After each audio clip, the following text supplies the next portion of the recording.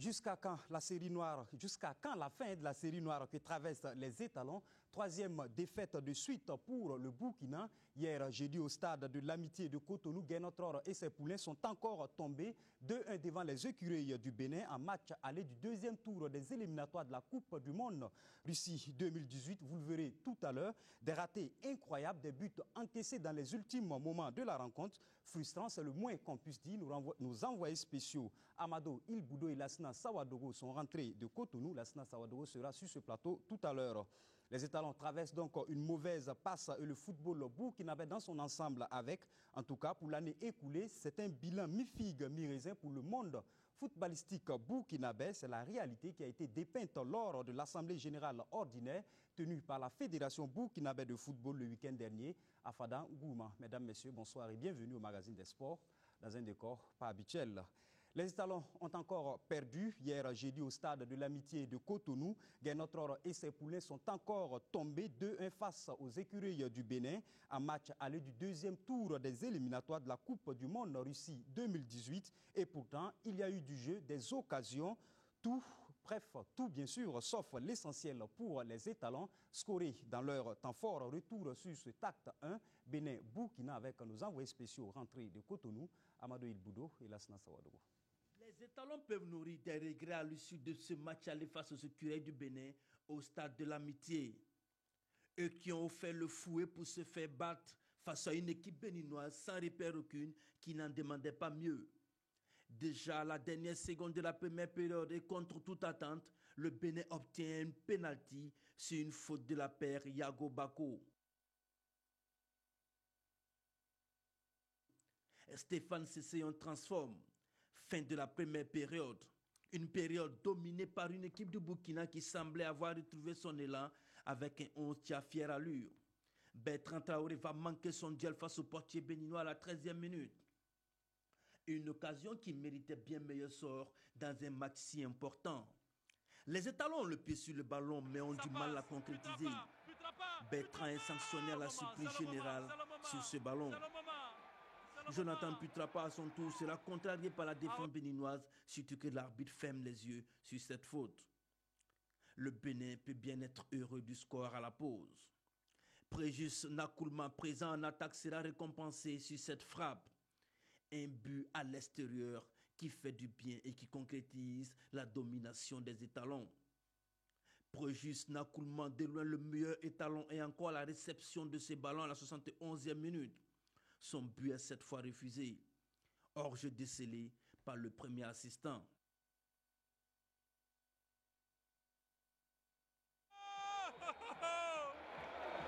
L'arbitre a décelé une position de hors-jeu.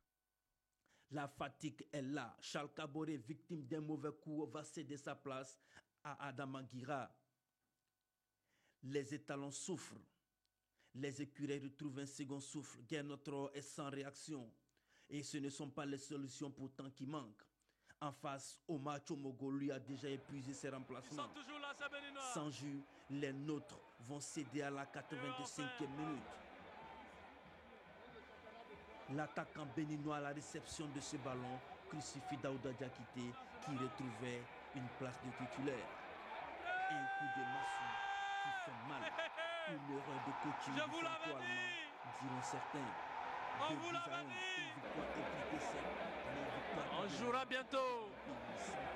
Les étalons du Burkina, la surprise générale, on peut le dire, viennent de se faire battre par les écureuils du Bénin. Et qui avaient tout le match à leur possession, qui avaient toutes les cartes. Ils se sont fait cueillir dès la 47e minute. Lassina Sawadogo que nous recevons sur ce plateau. Bonsoir Lassina. Bonsoir Yacoub Abedarago.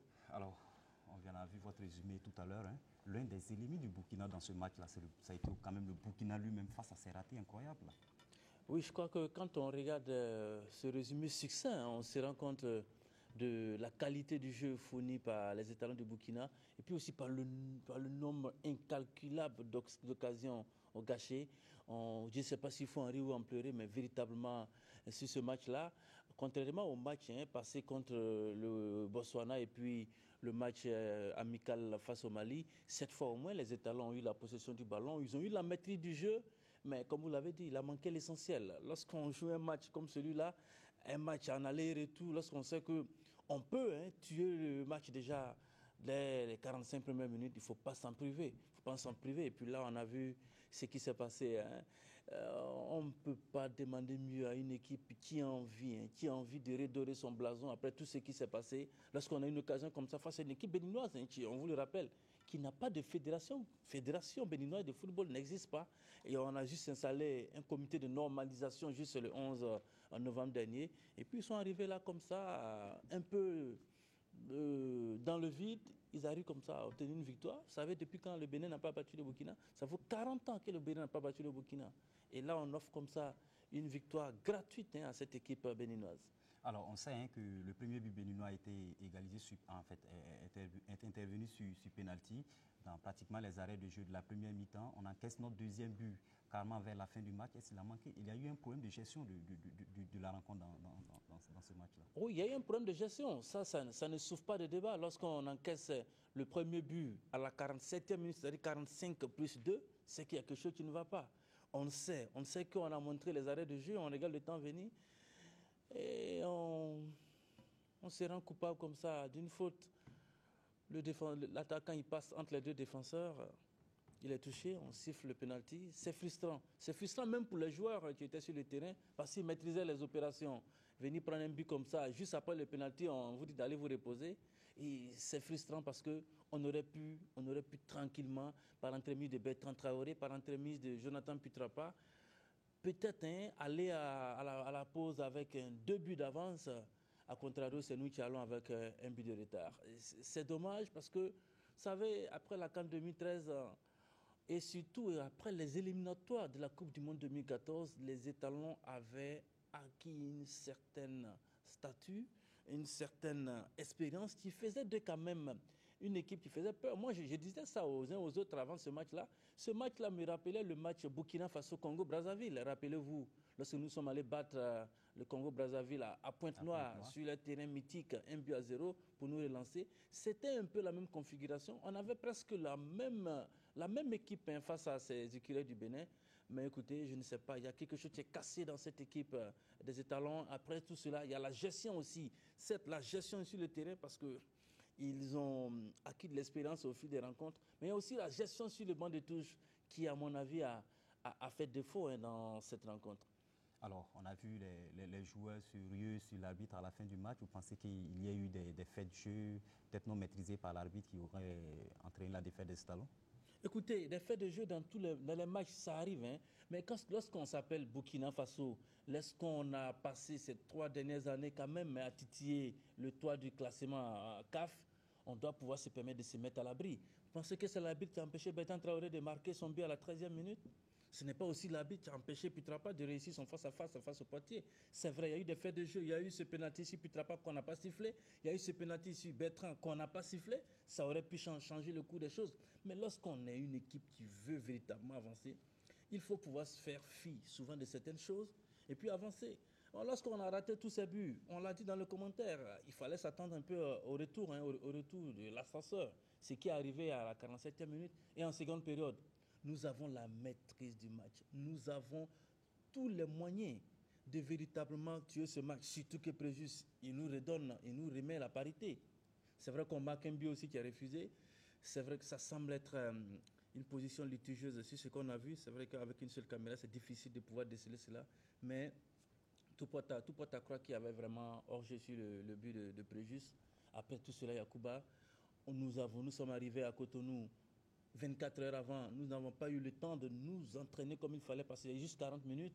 Nous jouons dans un climat qui est assez difficile parce qu'il est sec et humide, il n'y a pas assez d'air. Mais écoutez, on ne peut pas avoir une telle richesse de banc et puis jouer 90 minutes avec quasiment les 11 joueurs entrants. Charles Caboret étant sorti juste parce qu'il a reçu un coup, ce n'est pas normal. Et tous ces joueurs qui sont sur le banc et qui ont faim. Alain Traoré a un manque de temps de jeu comment on appelle ça, à Lorient. Il arrive, il a quand même 15 minutes dans les jambes. Banou Diawara, on a crié sur tous les toits que ce garçon, il sent le but, il est là. il peut quand même rentrer. Ahmed Touré, que vous avez appelé, tu es sur le banc, il peut quand même rentrer. Et même le premier changement, lorsque Charles Caboret il sort sur blessure, la doublure de Charles Caboret sur ce banc de touche s'appelle Ali Rabo et non Adama Guira. Adama Guira, ce que je cherche, c'est la doublure de Diakari Diakone. Ne mélangeons pas les choses. Mais vous mettez Adama Guira qui joue dans le même registre que Diakari Diakone. Vous voulez que qui joue les relayeurs? Ça n'existe plus. Donc Charles Caboret quitte. Il y a une cassure. Jonathan Putrapa qui est cette toupie en roue libre. À un moment donné, c'est vrai, il a eu de la volonté sur ce match-là, mais il était fatigué. Pourquoi ne pas faire sortir ce garçon? Et puis, on peut juste repartir sur les schémas antérieurs. Les schémas antérieurs, c'était simple. Lorsque les étalons mènent ou veulent conserver un score, qu'est-ce qu'on fait? On regarde parmi les attaquants, on sort un attaquant, et puis on met celui qu'on appelait en son temps Florent Ramba. On le met qui vient encore bétonner le milieu de terrain. On aurait pu le faire sur ce match-là, pour conserver au moins les 1 but partout, et puis arriver à Ouagadougou sans problème. Mais écoutez, on a joué avec le feu, on a laissé le ballon dans notre camp. Tactiquement, ça a été difficile. Je ne peux pas comprendre. Même lorsqu'on n'a pas envie de changer et qu'on est dans le dur, on a l'occasion de casser le rythme du match avec un changement. Juste un changement tactique. On casse le rythme de jeu, on fait rentrer un joueur poste pour poste pour essayer de calmer un peu les ardeurs de l'adversaire. On ne l'a pas fait. Et ce qui devait arriver, arriva comme on l'a dit. On prend un but malencontreux et pourtant on aurait pu se mettre à l'abri avant la rencontre de mardi prochain à Ouagadougou. Alors, Lassana Sawadou, à l'issue de la rencontre, le constat qui s'imposait, c'est l'absence du sélectionneur des étalons, Guénotror, et de son capitaine Charles Caboret à la conférence de presse. Les Béninois y étaient et le capitaine des écureuils, Stéphane Sessignon, le reconnaît. Ils ont réussi l'essentiel, même si la qualité de leur jeu laisse à désirer. Même appréciation de la part d'Omar Tchomogo, le sélectionneur des écureuils du Bénin. Tous deux s'expriment au micro de Amadou Ilboudo et de Lassana Sawadou. Je suis satisfait puisque c'est la fin qui compte. On a gagné 2-1. Je pense qu'au début du match, j'ai voulu essayer le 4-4-2. Au bout d'un quart d'heure de jeu, j'ai remarqué qu'on avait du mal à ressortir les ballons. Donc du coup, on a basculé sur notre système habituel. Sur le 4-1-2 et 3 devant, avec des joueurs sur le côté qui vont vite. Je pense qu'on a eu affaire à une équipe pleine d'expérience. Les 10 premières minutes ont été difficiles, comme je l'ai dit. C'est le fait qu'on jouait à 4-4-2 et du coup, dès qu'on a basculé sur notre système, on était mieux. Bien sûr, déjà, il y avait des joueurs qui sont blessés, qu'on va essayer de récupérer demain. On a pas mal de bobos, on va essayer avec le staff médical de les mettre sur pied pour être présents à Ouagadougou. Je pense que, comme l'a dit le coach, c'était un match d'entrée où on a subi, c'est-à-dire le premier quart d'heure où cette équipe du Burkina nous a mis beaucoup de pression. Il faut savoir que cette équipe du Burkina a beaucoup d'expérience avec des joueurs de qualité, donc on s'attendait un petit peu à ça. Et c'est vrai qu'on a pris en début de partie pour un système qui n'est pas forcément le nôtre, donc au départ c'était un peu difficile, mais je pense qu'on est retourné au système de base qui a l'habitude de nous faire du bien. Je pense qu'on a su, au bout de 30 minutes, retrouver quelques repères. Mais bon, il faut dire aussi, en face aussi, il y avait une très bonne équipe qui nous a surtout posé des problèmes comme des premières minutes. Oui, l'objectif c'est la qualification. Je pense qu'on va se servir surtout de beaucoup de ce match de cet après-midi pour essayer de ne pas surtout commettre les mêmes erreurs au match retour, sachant que à Ouagadougou, ça ne sera pas les mêmes conditions qu'ici, que cet après-midi. Mais bon, je pense qu'on a déjà montré peut-être par le passé qu'on est capable sur des matchs ici d'aller chercher des bons résultats à l'extérieur. Donc on va essayer de se préparer surtout mentalement pour ce match de mardi. Là, je pense que dans la meilleure façon de défendre, c'est d'attaquer. Je pense qu'on a des joueurs qui sont plus portés vers l'offensif aujourd'hui, donc ça fait partie de nos qualités. On a des jeunes joueurs qui ont beaucoup de qualités, qui vont vite, donc on va essayer de s'appuyer là-dessus. C'est vrai qu'en face, comme j'ai dit, il y a de la qualité. Maintenant, nous aussi, en face, on est capable de répondre à cette équipe du Burkina. Donc, on ne va pas aller au Burkina pour défendre. C'est vrai qu'on en est en avance d'un but. Si on a la chance de le protéger, tant mieux, mais je pense qu'on ne va pas essayer d'aller au Burkina pour défendre. On va continuer sur ce qu'on a su faire cet après-midi, c'est-à-dire essayer de marquer, même si on n'a pas marqué assez de buts. Mais bon, l'essentiel, c'est qu'une victoire à la clé, c'est déjà pas mal, surtout le match retour. Lassina Sawadogo, Guénotro et Charles Kaboré ne se présentent pas à la conférence de presse. Qu'est-ce qui s'est passé? Écoutez, je ne saurais répondre à la question, parce que nous étions tous à la salle de presse et nous attendions tranquillement l'arrivée des entraîneurs et des différents capitaines. On a vu arriver au match Omogo et Stéphane Sesseyon à l'issue donc des interviews de ces deux messieurs. On s'attendait à voir Guénotror et le capitaine des étalons. Il n'en sera rien, on ne verra pas Guénotror et Charles Kaboré. Renseignement pris, on nous fait savoir qu'ils ne viendront pas parce qu'ils sont fâchés. Ils sont fâchés, c'est le mot qui a été utilisé. Nous, on estimait déjà sur place là-bas que c'était une faute professionnelle. C'est pas possible. À partir du moment où chacun fait son boulot, vous avez fini de jouer un match, même si on vous a poignardé dans le dos, vous êtes obligé de venir dire à la presse que, messieurs, on nous a poignardé dans le dos et nous ne sommes pas contents. On ne peut pas laisser la presse comme ça sur les fins et puis partir. Résultat, vous avez vu tout à l'heure, on n'a pas eu ni l'intervention de Guénotror, ni l'intervention de Charles Kaboré. Et pourtant, nous étions là.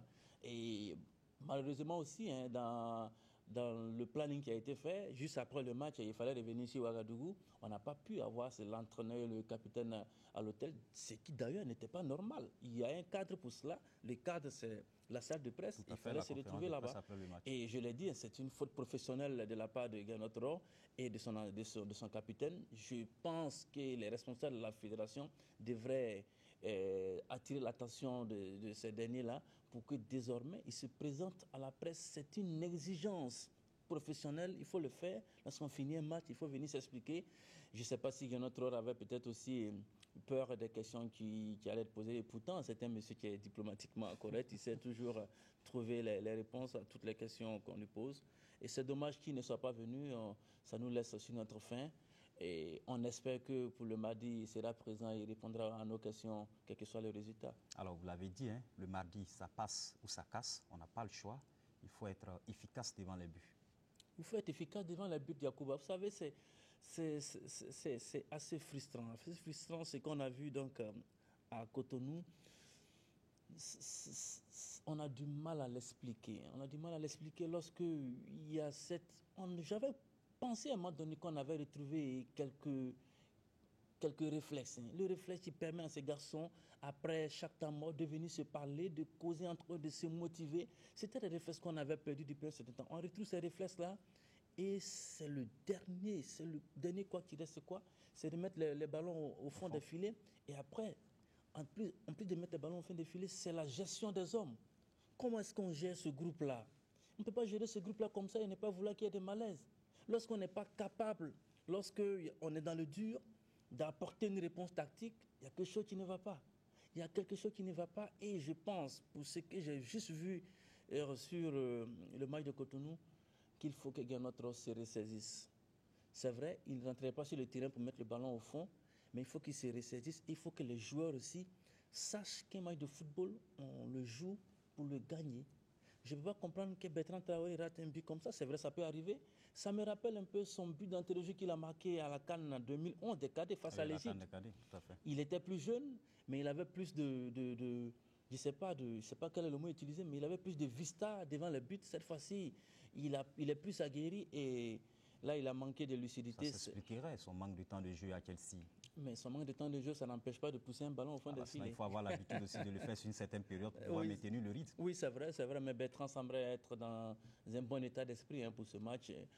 C'est vrai, peut-être qu'il manque aussi de confiance à son niveau. Il aurait pu marquer cela. J'espère que si ce genre de situation se présente à Ouagadougou, il fera. Oui, vous parlez déjà du match du mardi. C'est vrai, le mardi déjà, comme je l'ai dit, au début du match, le Bénin sera qualifié pour le dernier tour. Tout à fait. Et comme on l'a dit depuis longtemps, il n'y a pas de demi-mesure, ce n'est pas négociable. La qualification, nous devons l'acquérir pour entrer dans les phases de poule. Il n'y a pas de demi-mesure. Si les étalons nous suivent, qu'ils le sachent. C'est vrai, peut-être qu'après les prestations fournies, après les 3 défaites d'affilée, le public va peut-être bouder un peu donc, les gradins. C'est normal d'ailleurs. Mais c'est à eux, c'était à eux de faire le boulot. Charles Kaboré, il a reçu un coup, j'espère qu'il pourra se remettre. Et puis Trapa et tous les autres doivent être d'aplomb, déjà pouvoir avoir la possession du ballon et puis avoir la lucidité devant le but pour nous permettre, pas de nous permettre d'avoir des sueurs froides avec un seul but, mais nous mettre déjà à l'abri très vite et après complètement délivrer le stade du 4 août et tout le public qui sera là, soutenir ces étalons-là. Et puis après, on aura une pause peut-être de 3 mois, on pourra tranquillement s'asseoir, régler les problèmes, parce qu'il y a quelques problèmes qui ne vont pas. Je ne vais pas déjà les énumérer ici, je pense qu'on aura l'occasion de le faire après le match de mardi. Et puis on tirera les conséquences pour la suite, parce que le football burkinabé, on l'a dit, est à la croisée des chemins. Si nous ne pensons pas ce cap-là, Yacouba, ce sera difficile, parce que nous aurons, si nous passons ce cap-là, la possibilité de rentrer dans les phases de poule, d'avoir beaucoup de matchs qui vont nous permettre de nous remettre en selle. Et puis à côté des éliminatoires de la Coupe du Monde, on aura les éliminatoires de la Coupe d'Afrique des Nations. Je pense que ce sera 2 challenges assez intéressants pour le public burkinabé, pour le football burkinabé. Et puis ensemble, on pourra tirer le bilan beaucoup plus tard. Merci bien, Lassana Sawadogo. Nous rappelons que le match retour, c'est mardi à 18h au stade du 4 août. Les étalons vont donc mal ces temps-ci et les choses ne tournent pas rond. En général, pour le football burkinabé, en tout cas, pour ce qui est de la saison sportive écoulée. Et les différents acteurs se sont retrouvés samedi dernier dans la cité de Yendabli pour l'Assemblée générale ordinaire de la Fédération burkinabé de football. Une rencontre bilan d'une saison mi-figue, mi-raisin au plan comptable de notre football. Des sillons ont été également tracés pour des futurs chantiers du sport roi qui traversent des zones de turbulence avec les étalons Jean-Eudes Bayala et Lassana Sawadogo. Ils étaient tous présents à ce grand conclave annuel du football burkinabé dans la capitale de Yendabli. Au menu de cette rencontre, le bulletin de santé du football l'année écoulée.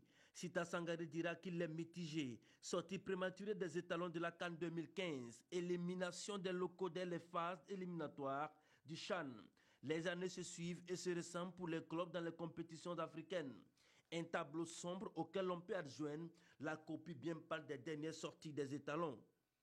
La FVF peut tout de même se féliciter de la tenue des championnats de première, deuxième, troisième division, des championnats de petite catégorie et des championnats féminins. Nous allons très certainement avoir des débats très francs et qui nous permettront en tout cas de donner des orientations pour un meilleur recadrage de notre football.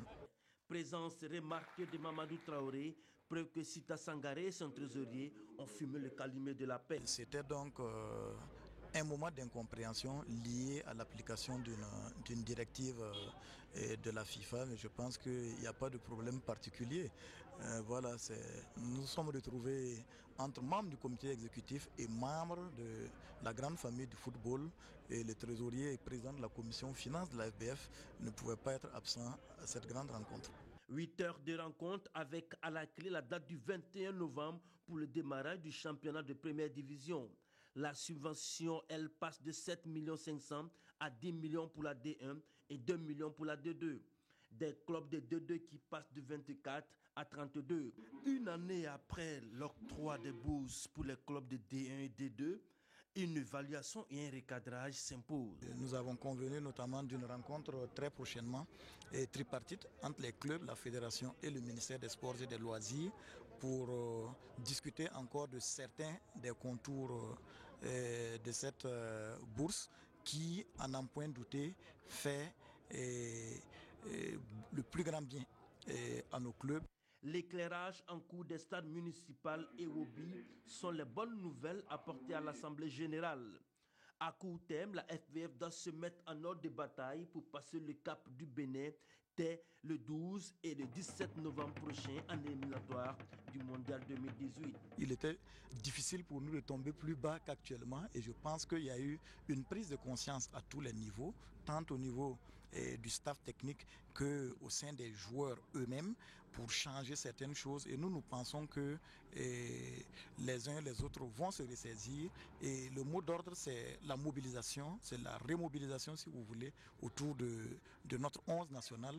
La FBF a tenu à rendre un hommage à Soule Mohamed, ancien président de la FBF et du COCAN 98, fils de la région. Alors, Lassana Sawadogo, la date du 12 est passée. Il ne reste donc que le 17 pour les étalons dans cette double confrontation contre le Bénin. Et de 8 pour le tournoi Maracana Jeunesse Unie de Koupela, la finale de l'édition 2015 s'est disputée le week-end dernier dans la dite localité. Elle a vu la victoire de la formation des juniors FC sur celle de Kapak Tondo. Le commentaire avec Alpha Ouattara. Renforcer la cohésion sociale dans le Kouritenga et les liens d'amitié entre jeunes. C'est le sens du tournoi Jeunesse Unie de Koupela.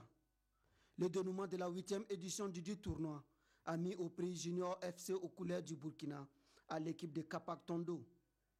Une rencontre dominée par les Verts qui surprennent l'adversaire dès les premières secondes du match. Kapak Tongo tente de réagir, mais la chance n'est pas au rendez-vous.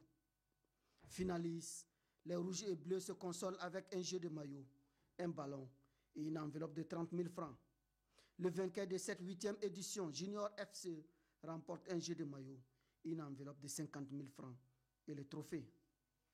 Comme c'est un jeu, on a essayé de faire mollo-mollo avec les enfants là. Bon, on a quand même une case qui est là, on a joué avec les enfants, donc on a essayé de jouer doucement pour que l'année prochaine on puisse jouer ensemble encore. Nous tenons à remercier le promoteur pour cette belle initiative. Je crois que c'est la 8e édition que nous saluons à sa juste valeur. Et durant toute la compétition, on a vu le fair play, on a vu que la jeunesse est soudée et nous ne faisons que saluer cette belle initiative. Le promoteur s'est dit satisfait du bon déroulement du tournoi.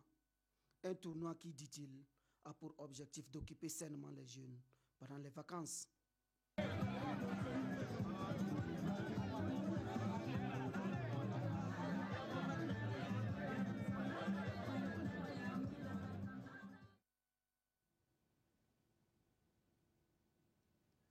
Cela peut paraître curieux, mais même dans le monde où le sport relève du quotidien, il y a une rentrée dite sportive. L'École nationale de la police a procédé à sa rentrée sportive à travers un cross populaire. L'objectif, c'est de créer plus de cohésion entre élèves policiers, mais aussi avec les autres écoles des forces de défense et de sécurité. Moussa Ouedraogo, Mamadi Wena. Un exercice matinal à travers les artères du quartier Gongé à Ouagadougou, pour rappeler les vertus du sport, surtout pour les élèves policiers. Le sport contribue à réveiller l'esprit et aussi ça joue sur la santé, c'est un facteur de santé. Le défi sécuritaire actuel auquel fait face notre pays exige de l'École nationale de police qu'elle forme des femmes et des hommes aptes à donner la réponse appropriée à toute menace. Pour répondre à toute épreuve, il faut avoir la bonne condition physique. Pour avoir un bon esprit, il faut avoir la condition physique. Et pour être répondant au plan sécuritaire, il faut avoir le matériau nécessaire dans la tête pour pouvoir répondre aux intelligences contre la sécurité intérieure de notre pays. Ce cours de rentrée à l'École nationale de police a regroupé environ 3500 personnes. Outre les responsables de la police et les élèves policiers, les autres forces de défense et de sécurité se sont invités à cet exercice matinal. Et cette solidarité renforce l'espoir d'une collaboration plus étroite entre nos forces de défense et de sécurité pour mieux défendre la patrie. À l'AS Douane, ce n'est pas encore la rentrée, mais l'on prépare dorénavant la reprise de la saison à venir avec plus de sérénité. Le partenaire et sponsor officiel du club vole à son secours à travers un chèque de plus de 20 millions de francs CFA. La remise a eu lieu hier jeudi sur le terrain omnisport de l'École nationale des douanes à Ouagadougou. Le compte rendu avec Adama Guiti et Ruth Bini-Ouattara. 23 millions de francs CFA, voilà qui est bien suffisant pour braver la suspension poussiéreuse dans des démonstrations de kata et de football. Cette somme représente le soutien de la société Cotecna à son partenaire principal et de toujours, la douane. Une intersaison joyeuse que l'association sportive de la douane va mettre à profit avec ce don pour donner un coup d'accélérateur à ces 5 disciplines sportives. C'est un choix judicieux qui s'inscrit dans le cadre déjà du partenariat qui nous lie à l'administration des douanes. L'administration douanière disposant d'une association sportive, nous avons trouvé tout à fait naturel d'être leur sponsor officiel suite à leur demande. Et nous attendons encore d'autres sponsors parce que ce n'est pas suffisant, vous savez que le sport coûte cher. Alors si nous avons des bonnes volontés pour nous aider, nous devons leur dire grandement merci. Le club de l'AS Douane surfe sur la vague du bonheur. L'équipe de football est affiliée à la Fédération burkinabé et a dorénavant le droit de participer au championnat de 3e division. Les équipes de judo et d'athlétisme ont raflé les trophées dans les compétitions locales. Tandis que l'équipe de volley-ball se hisse championne nationale, celle de handball s'adjuge la 3e place du championnat chez les hommes et la 2e chez les dames. À l'issue des démonstrations des judokas, un match de gala entre l'équipe de la S-Douane en jaune et noir et l'équipe de Cotecna s'est soldé par la victoire sans partage des douaniers, 4-1. C'est tout pour aujourd'hui. Merci de nous avoir suivis. Portez-vous bien. Bonsoir.